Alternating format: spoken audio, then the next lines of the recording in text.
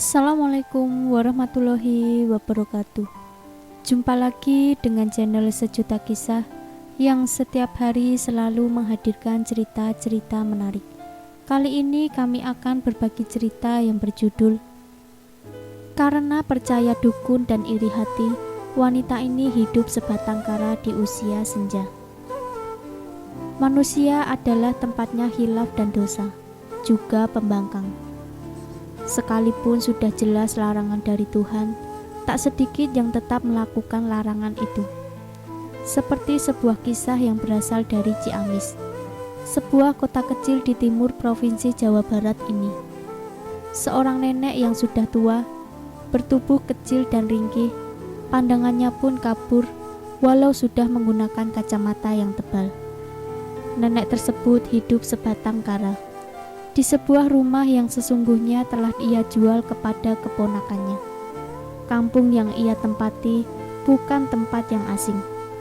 Ada banyak saudaranya yang tinggal di sana, namun itu tak memberikan perubahan yang berarti untuk hidupnya. Ia tetap sendirian, tanpa suami dan anak-anak.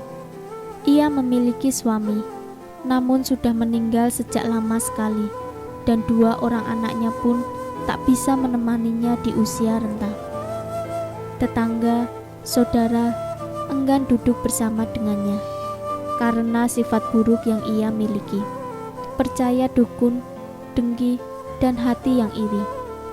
Saat ia masih muda, pergi ke dukun untuk meluluskan keinginannya adalah hal wajib yang selalu dilakukan, bahkan untuk menjegal langkah sukses keluarganya sendiri.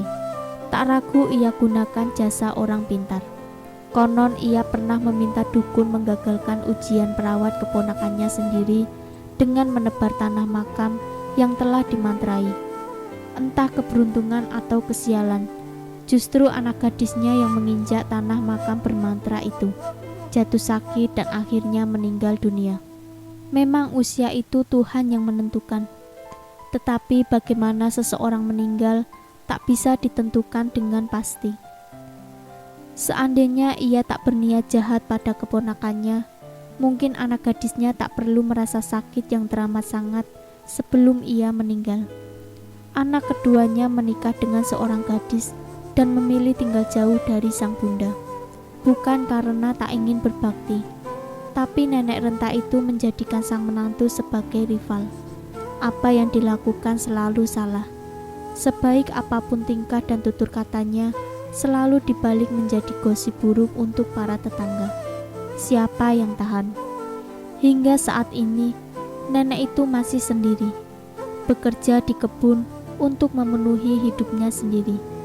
Sesekali si bungsu datang berkunjung karena tak ingin durhaka.